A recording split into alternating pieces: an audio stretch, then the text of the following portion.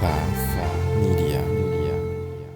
Kino would rather not have anything challenge the status quo than to face uncertainty, than to face change. You're listening to Path of the Jedi with your host, Ronnie Cruz. All right, welcome to Path of the Jedi, the podcast where Star Wars meets personal development. My name is Ronnie Cruz, your host for this exhilarating adventure. That's right, exhilarating. I actually had a bunch of different words bouncing around in my noggin today to describe this episode, and I landed on exhilarating. Some of the other words were like motivated, enthusiastic, activated even, but I landed on exhilarating because it just kind of encapsulates where everything is for me, and my general view of Star Wars. I'm always pretty exhilarated about Star Wars.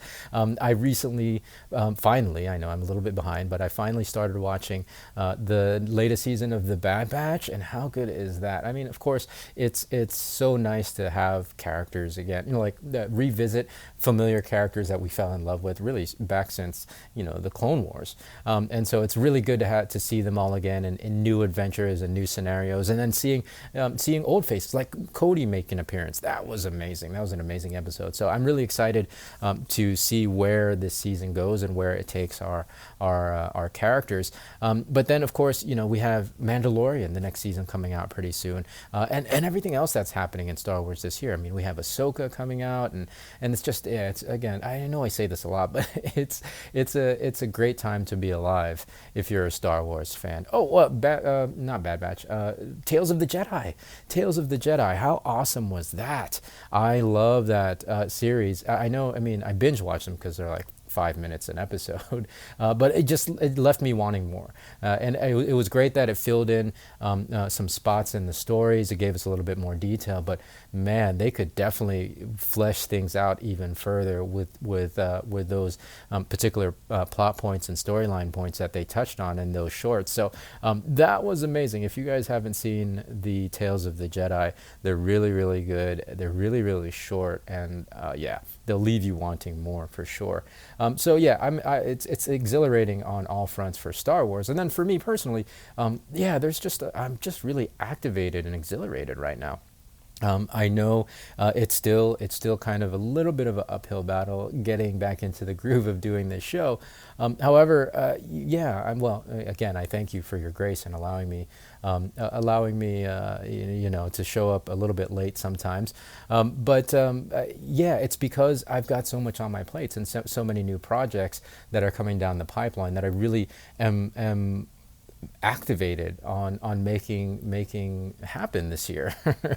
Right? And a lot of it has to do with my other show, Path of the Network Marketer, which has to do with a lot of the marketing and the content creation and stuff like that, leveraging your content that you put out there to generate income and to make a living out of it, basically. But a lot of it also has to do with personal development and personal growth and mindset, which this particular show, Path of the Jedi, is directly tied to. One of the things I'm most excited about is that I'm finally moving into the coaching world. That's right, personal coaching. I have kind of always been a coach and a mentor. It's been one of my roles practically my entire career as a network marketer, just because it's necessitated it, right? To grow a network marketing business, you have to be a leader of people. You have to motivate, inspire, and guide people into their own leadership and into their own greatness, and help people through their roadblocks and the different challenges that they face. And so I've kind of always done it, and that's partly why I'm really I'm just such a proponent and a fan of personal development, and this show, Path of the Jedi, was born out of that. I had never actually been paid directly to be a coach. It was always indirectly because of my network marketing business. And I finally realized this year, I'm like, why shouldn't I, right? Why shouldn't I be paid? I mean, I'm doing the show already. This show has a loyal listenership. And so there's a need out there, and people are looking for this type of service, and I can provide that type of service, with, again, the level of expertise and experience that I have of over a decade of of being a coach and a mentor in the network marketing space. Yeah, it was just time. It was just the natural next progression in my career. Not that I'm giving up network marketing. I'm still building my network marketing business, but why not expand? Why not expand into other realms? And so it's exhilarating. All this stuff is exhilarating because a lot of it is unknown. A lot of it is foreign territory for me. You know, like I'm really stepping into the unfamiliar this year, and it's frightening in a sense that it's really really exciting because it's frightening. It's moving into unknown things that are towards dreams and goals that I have set for myself this year. So really, really exhilarating on all fronts. And for those of you who want more information about the coaching, I'll definitely let you know more about it. The closer I get to actually launching that business. I am doing a masterclass, a content creation masterclass workshop. I don't know what I'm calling it right now, but I'll have a registration link for that for you next week. But at the end of the masterclass, it's a 3-day masterclass. It's not full days. It's like an hour session a day. But for 3 days, the masterclass will teach you content creation and give you ideas on how to monetize and generate an income with the content that you're creating and publishing. And then at the end of that, I'm going to be offering and announcing and launching the coaching business. So that's something to pay attention to for those of you who are interested in either content creation and leveraging the internet and the content that you're already putting out there to generate income. That's a good workshop for you, as well as if you're interested in personal coaching. The coaching is going to include not just personal development and peak performance, but it'll also include any marketing things that you might be interested in leveling up with whatever particular business or anything that you happen to be doing, even if you're just a casual content creator, right? So really exhilarating. I'm sorry, there's a lot of administrative news and updates at the top of the episode, but I'm just really excited. I get excited just talking about it, and I feel like it's something that I'm excited to announce because, well, the whole point is getting it out to the world, right? So stay tuned. There's definitely lots coming. All right, so now all of that aside, I want to get into the meat and potatoes and talk about Kino Loy. And he's going to be the topic of today's episode. He's a character that I've been wanting to analyze on the show, since we were introduced to him. Such an amazing story arc and very illustrative of the processes that we all experience as human beings when it comes to our worldviews being challenged, when it comes to facing radical change and shifts in the world around us, really, and how we can potentially react or even resist change. And then again, this is a testament to how good that show was, Andor, at least the first season, right? Such a well-written character. The character arc that we see Kino go through only happens within, I think, 3 episodes, if memory serves me correct. And we don't actually even see him, the entire time on all 3 episodes, right? They're just little kind of snippets here and there. But it's so well-written, and there's so much depth in just the short amount of time that we actually see Kino Loy, played by the way, the incomparable Andy Serkis, as if you guys didn't know that already. But Kino, again, I wanted to dedicate an entire episode to him because illustrative of all the exact process that happens inside each and every one of us when we're faced with change, right? When we're faced with change. And this is really the topic of change, or the subject of change, has never been more pertinent as it has been since pandemic, right? Like I think we've really the reality of change has been shoved to the forefront of all of our consciousness because, we were shoved into massive change and uncertainty because of that the pandemic in 2020, and since that since that kind of shoved the reality of change to the forefront of our minds, we notice how fast we now, I think, are more conscious and can see how fast everything is changing in our lives. It was always happening. We just weren't necessarily aware of it, right? Change is just a constant thing, and uncertainty is a constant thing, really.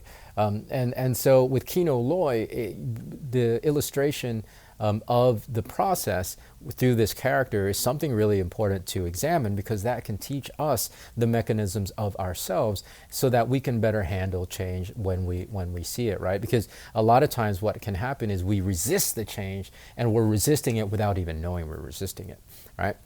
Okay, so with Kino Loy, obviously, just to kind of, if you're not familiar with the character, he's like the head of the unit, the head of the floor, the staff lead, let's call it, in a prison, right? In their wing of the prison. He's been made kind of the manager or the head guy to oversee all the other prisoners to make sure that they're doing their work every day. Now, that sounds like, oh, he's kind of in a position of privilege in this prison. Well, yeah, maybe, but let's not forget that this is actually a labor camp, right? It's not a good situation, no matter how you look at it. It looks posh, it looks clean, and that's, I think, just because it's sci-fi, and it's bankrolled by the empire. However, yeah, it's not a good situation. There's, like, no matter how you look at it, it's a labor camp. The prisoners are being worked to the bone, their fingers to the bone. I don't know what the saying is, but you know what I mean. And so to see a character like Kino, very kind of proud and enthusiastic about his role as in this leadership position in a labor camp, to me it's an illustration of somebody settling into, well, despite no matter how bad his situation might be, he's kind of just really owning it and thriving in it, and have settled and has settled into it, right? Because I mean, like, I would wager his mindset is, I can't really change anything right now, and it's true, he couldn't. So I might as well thrive and do my best and keep my head down and keep my nose clean and don't make a lot of noise. And once once my term is up, and I'll get out of the prison, right? Once his sentence is done.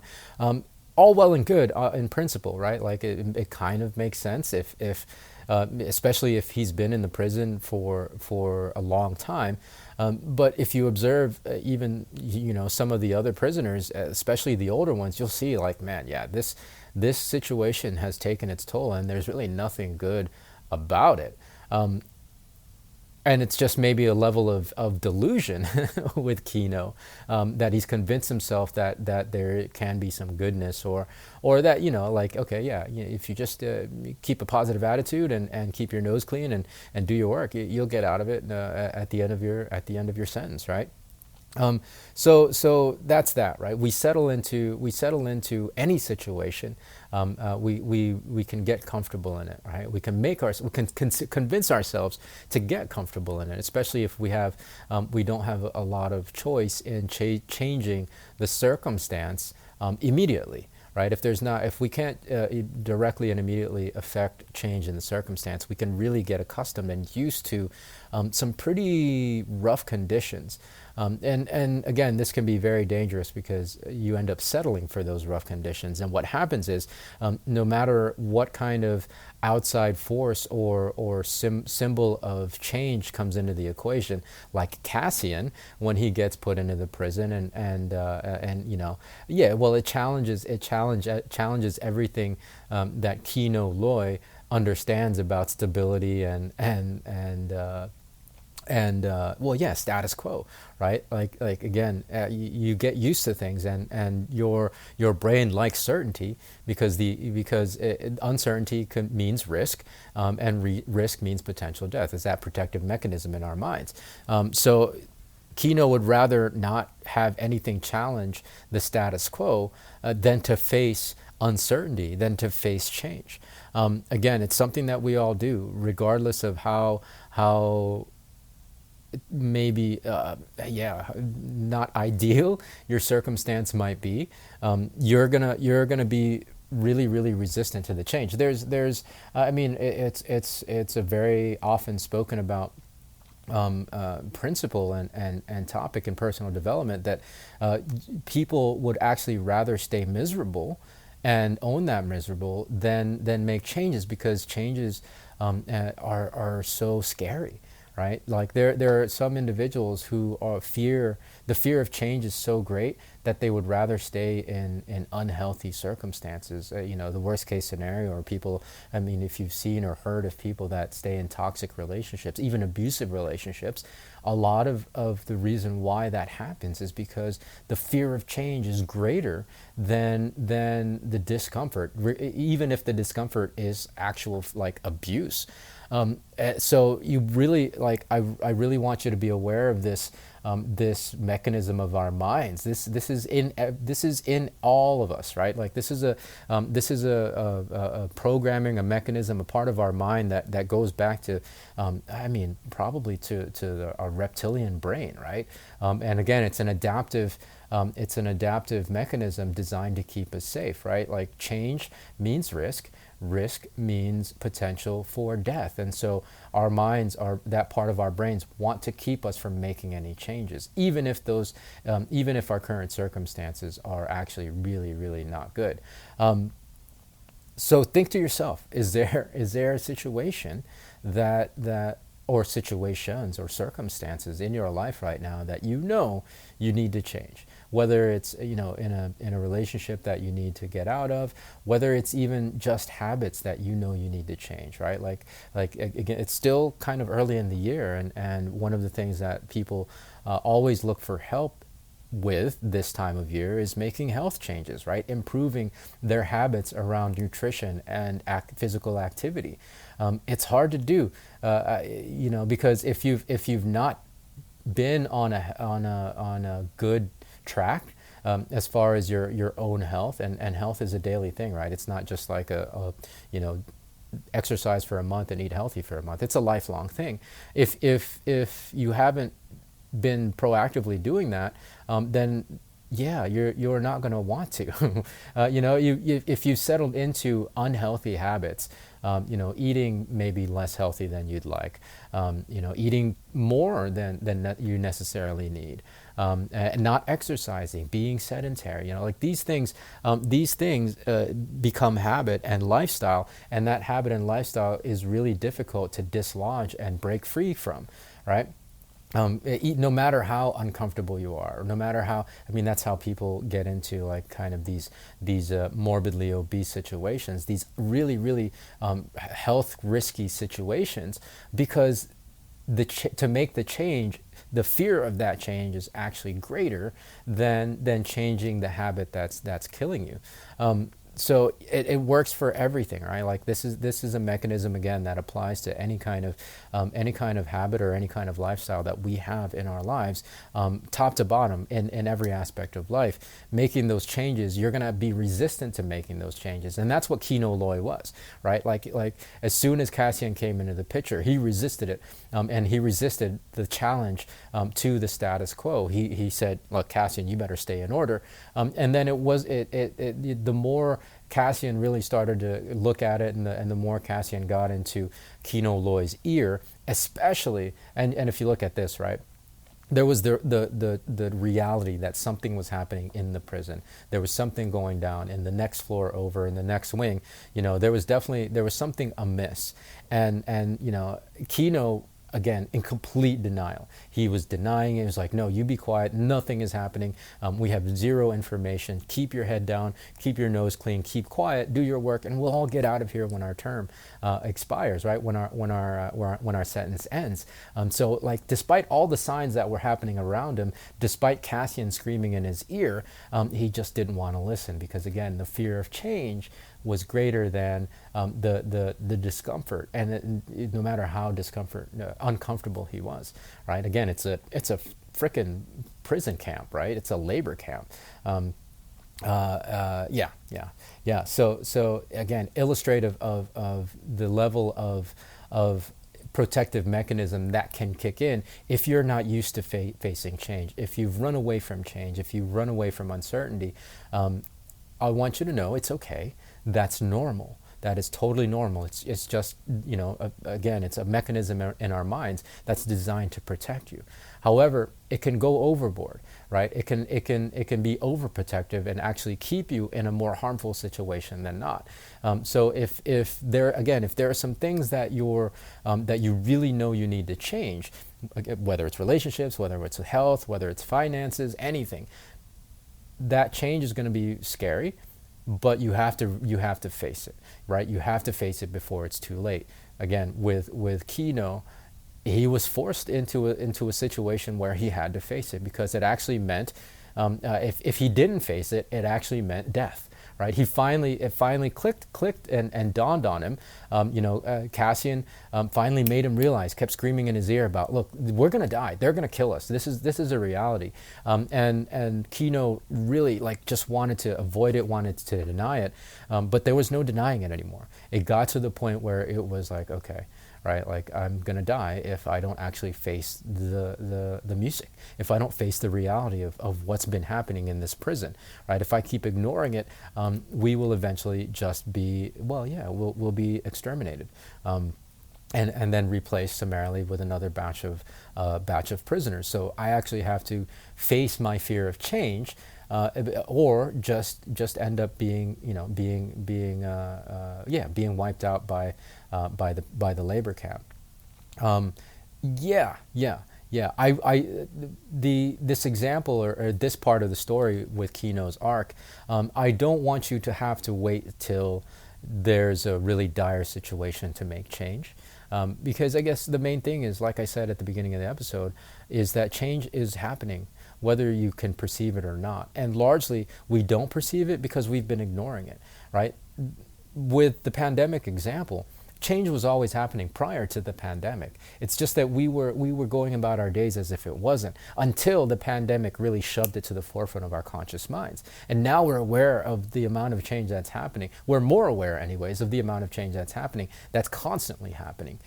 So change is happening. And I think the more we ignore it and the more we deny it, and the longer we wait to face the constant change, we're going to put ourselves further and further into higher risk, right? Higher risk situations where, man, now you're going to be forced to make changes and to keep up with that change, as opposed to having just kind of faced it on a day-to-day basis and accepting it as the reality. Because accepting that stability and non-change and status quo as reality is really, that's the delusion. Because there's no such thing, right? Everything and anything can change at the drop of a dime. And so just to be aware of that, not to be afraid of change and to always be on guard, but just to realize that, okay, change is going to happen.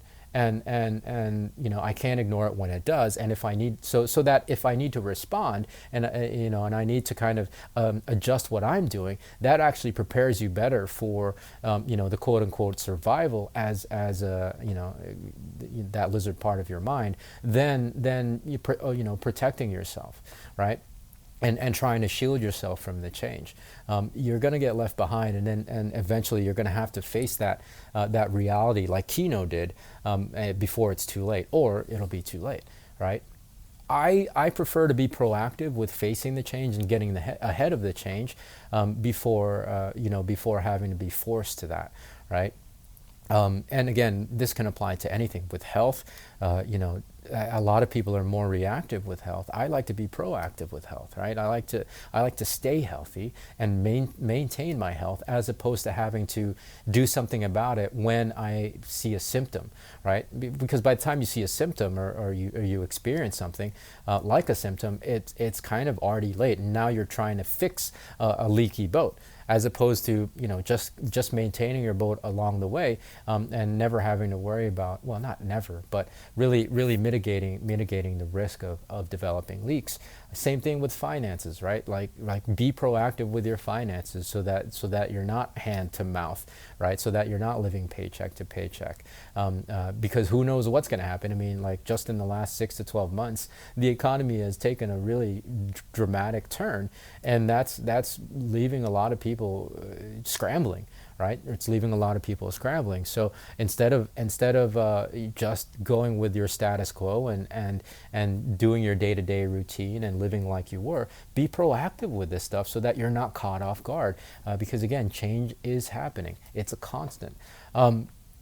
Really important stuff. Again, I get it, right? Like the comfort of staying the same, it can lull us into thinking that we're secure. It can lull us into thinking that life is good, and not to say that life isn't good. Definitely, there's lots of things to enjoy about life. However, we have to really not be in denial about the things that could potentially, come back to bite us in the ass in the future, right? And so be careful of settling into circumstances and situations in your life that aren't necessarily healthy, and that might actually in the long term put you at risk.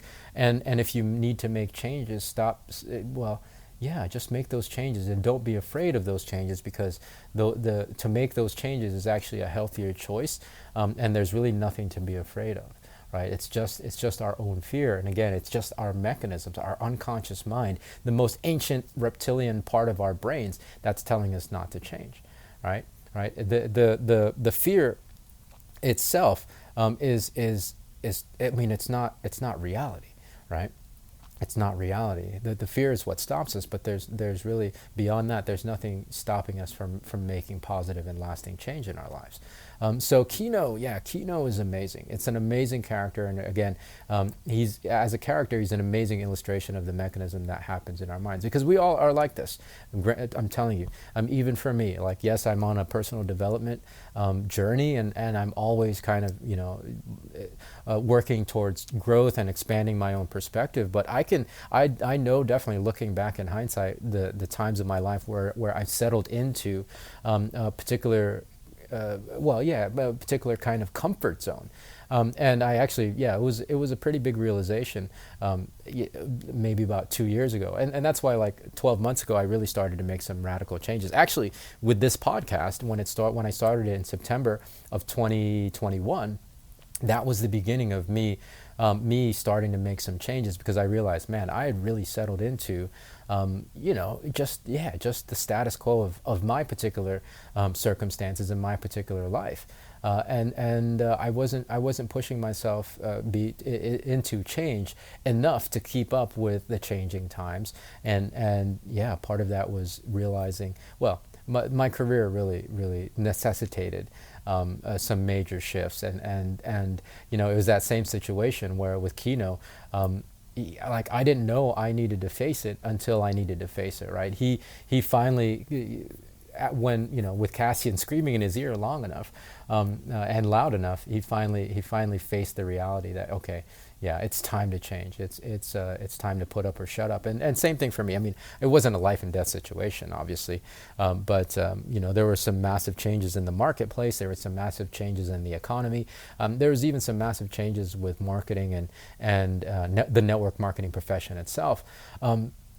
And I thought that what I was doing, or what I had done and continue to do, was going to be good enough, and I realized around the time I started this podcast, I realized that, okay, it's not working. I need to make a change, and so I had to face that reality, and gladly, as I mentioned at the very, very top of this episode, I actually am more enthusiastic about what I'm doing. Looking back on that period of time where I was just kind of doing a lot of the same things, and still maintaining my thriving business, but not really growing into new expanded roles and mindsets.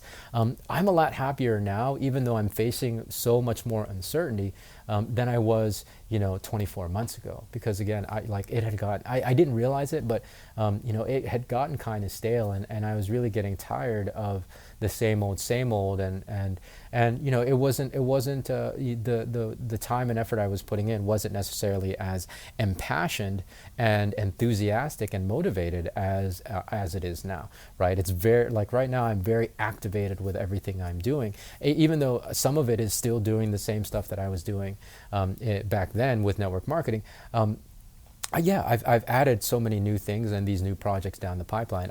I'm excited and emboldened and activated about the coming year and the possibilities of growth, right? So yeah. When you face change, when you face when you face the need for change and uncertainty, you'll actually start to realize, especially if it's towards an outcome that you're really passionate about, right? If you're intentionally creating goals and outcomes and new visions for your life that are better suited towards you, right, than your current situation, you're gonna have more energy, you're gonna have more enthusiasm, and you're gonna be more activated to pursue those things, because those are the outcomes and the visions that you actually want and desire.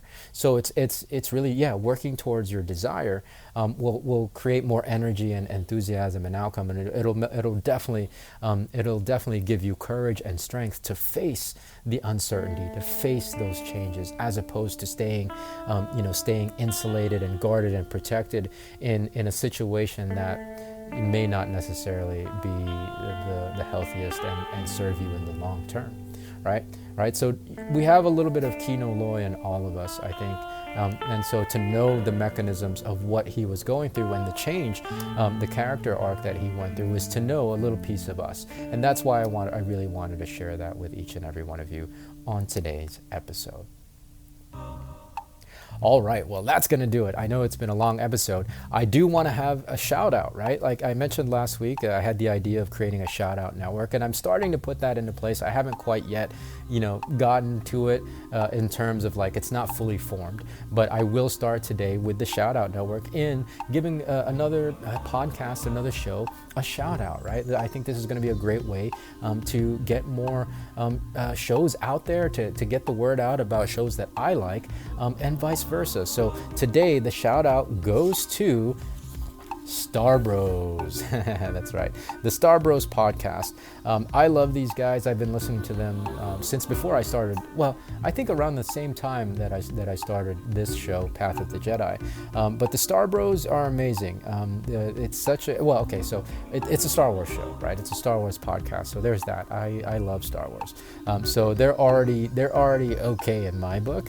But it's just two dudes, like it's two regular dudes that have a passion for Star Wars, and I love their show in particular because they share their opinion and their perspective and their love of Star Wars without being opinionated about it, right? Like they're very well aware of the fact that they have certain opinions about Star Wars, but they don't communicate that in a sense that, okay, Star Wars sucks or Mandalorian sucks because I don't like it and I feel this way about it. Okay, they don't make those kind of like grand pronouncements about Star Wars. They know that they always frame their opinions in a way that, okay, this is my opinion about this particular thing. It doesn't mean that this thing sucks, right? It doesn't mean that Obi-Wan, the series sucked just because I felt this way about it. It's just my opinion. So I really respect that about them, and they're very respectful not only of others' opinions, they're respectful in how they communicate their own opinions, and therefore it shows me that they're respectful of Star Wars as a whole, right? Like they respect the genre enough to not say, okay, it sucks because I didn't like X, Y, and Z. No, okay, like and in a digital age that we live in, it's so easy to just be opinionated about everything and to put that out on online, and so much of I think there are a lot of shows and there's a lot of content out there that just really focuses on being opinionated, and that's fine. Like if that's your shtick, that's okay. I tend to tune out of that stuff, and so that's why I was really gravitated toward the Star Bros, because it's really wholesome, right? It's really wholesome in that regard. Again, yes, they have their own opinions and they have their own perspective about Star Wars, but the way they represent it and communicate it is so it's so respectful and it's so entertaining, and they're really just fun to listen to. I really enjoy these two, so go check them out. Again, it's the Star Bros podcast. The real short snippet from their podcast description: lifelong Star Wars fans Ben and Jan come to come to you from the city of brotherly love to talk Star Wars news and their favorite saga stories, and sometimes cheesecakes. That's in parentheses, the cheesecake part. So go check them out wherever whatever your preferred podcast app is on. I wanted to give them a shout out because I've been a loyal listener for them for over a year now. So, and it's good stuff. It's good stuff. It's good Star Wars content. It's wholesome Star Wars content. They're both family men, and yeah, I love them. I love the show. And by the way, you should buy their t-shirt because they have awesome t-shirts. They have awesome t-shirts. It's a Star Bros t-shirt. It's one of the most comfortable t-shirts that I own. For those of you who follow me on Twitter, you might have seen me wear that shirt before and give them the shout out. It's an amazing shirt. Anyways, go check out their show. Go buy their t-shirt. This is the first in the shout out and in the newly formed shout out network. More to come, of course. With the shout out as we expand it and to include more and more shows that align with our particular sensibilities here at Path of the Jedi. But anyways, this week I'm proud to announce the very first shout out for the shout out network, and the new shout out system is Jan and Ben of the Star Bros podcast. This week's shout out goes to you. All right, so that's going to do it for today's episode. Thanks for tuning in. Of course, so much more to come from me next week. Same bat time, same bat channel. Got this episode out on time this week, so I'm hoping to do the same next week. Just bear with me as I continue to adjust to all the newness and the change that's happening in my life. And hopefully today's episode has helped you adapt to the changes that are happening in your life as well. So until next time, be well, be safe, and may the Force be with you. This podcast is not endorsed by the Walt Disney Company nor Lucasfilm Limited and is intended for entertainment, educational, and informational purposes only. The official Star Wars website can be found at www.starwars.com. Star Wars, all names and sounds and any other Star Wars related items are registered trademarks and or copyrights of Disney and their respective trademark and copyright holders. All original content of this podcast is intellectual property of Path of the Jedi unless otherwise indicated.